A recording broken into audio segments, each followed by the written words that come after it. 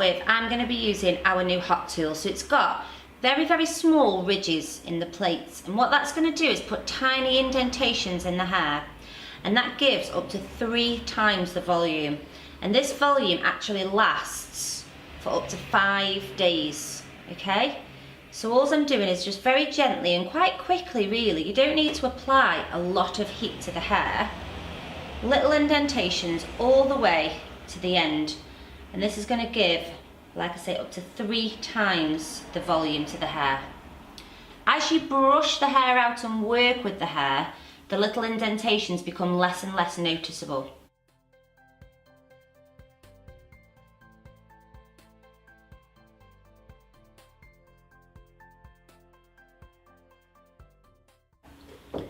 Okay guys, so I have finished volumizing Hannah's hair, and the more I'm brushing it and moving it, the more those indentations are coming out, but the thickness, the difference in the hair is unbelievable. And this hair now is so workable to braid or backcomb or pin or whatever we want to do. It just kind of behaves itself. So I'm going to start the style now. So I've got a mirror sort of directly in front of me and Hannah loves just some little bits down at the front. So whenever you do this style, always bring those bits down to start with, and make sure if it's on yourself that you're happy, or if you're doing it on somebody else that they like the bits that you've got down. And Hannah always likes 2 bits from the front. I will turn her around in a minute so you can see.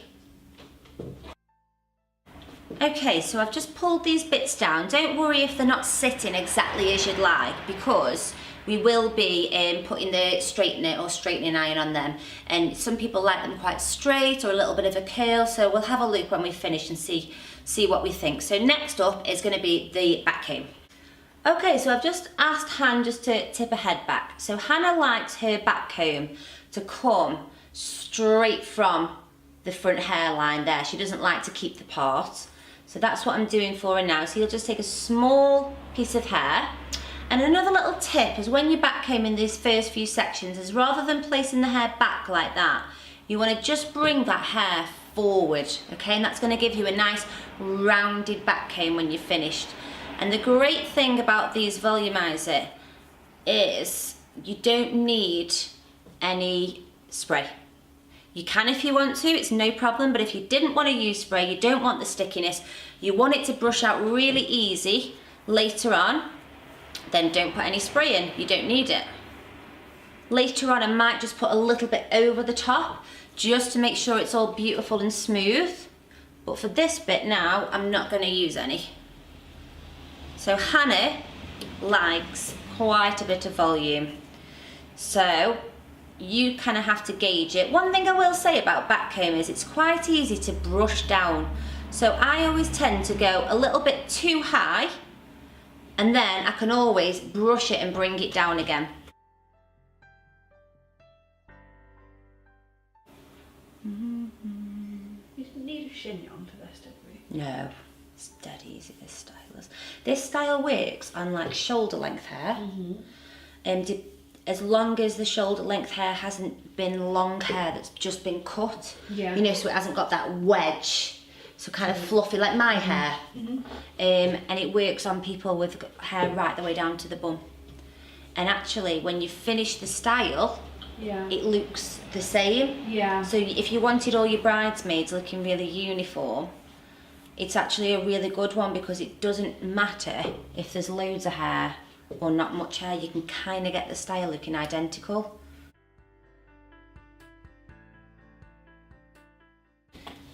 Okay, so I'm ready to flip this hair back over so I can see Hannah again. She's kind of buried underneath all her hair. So as you can see, really, really easily we've created loads and loads of volume.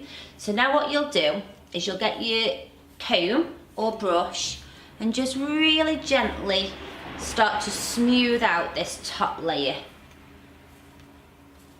Kind of be gentle over the top, although because the hair's so light, can you see that? It kind of does whatever you tell it to do, so you don't have to worry too much, but I still would be quite gentle. So once I've got that top layer nice and smooth, I'm going to pin this hair. And the way I'm going to do that is just by twisting that hair and then just using a grip to push up. But don't worry if you sort of lose your handle on that hair, because with using the volumizer you can more or less let it go and pick it back up again. That is how workable the hair becomes. And then I'm just going to get this grip, guys, and just push that up there. Use another one. There we go. Okay, next I'm just going to leave out this section of hair here, and then I'm going to come round to the back and I'm going to do 3 separate braids now. So you're going to section the hair off, and now you'll just do a 3-strand braid, okay? So not too tight now, not too loose but not too tight. And when you get about 5 or 6 stitches down, I want you to just stop and just start pulling this braid out. So take it from the edge and start to pull.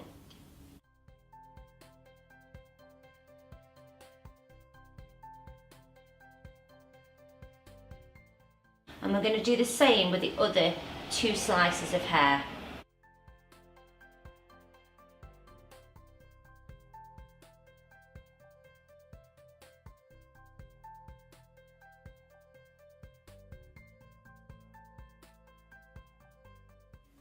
Okay guys, so I've pulled out the 3 braids, and now what you've got to do is just start pinning them. So there's no real sort of science to this, it's just basically you deciding where is best to put that hair. So I'm going to take the middle one first, and I kind of want that whole section laying across the back there. So I'll take a pin off Hannah, and I'll literally just get that pin and push it into the hair to start placing this strand where I want it to go.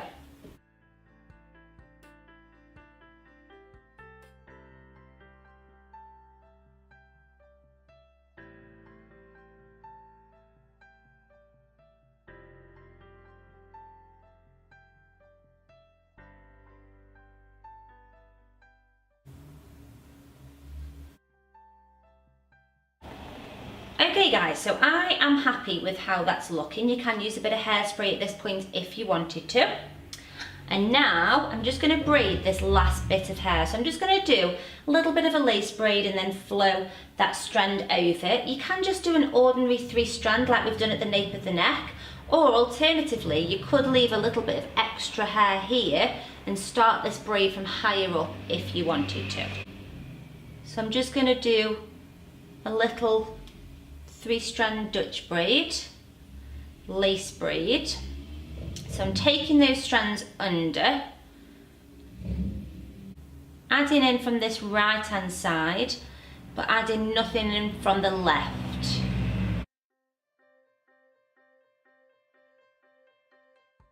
So I'm just adding in, guys, just from this right hand side, because it's the lace braid, not from this left hand side here. And I am just going to be pulling at the very edges of this braid just to create a little bit of volume.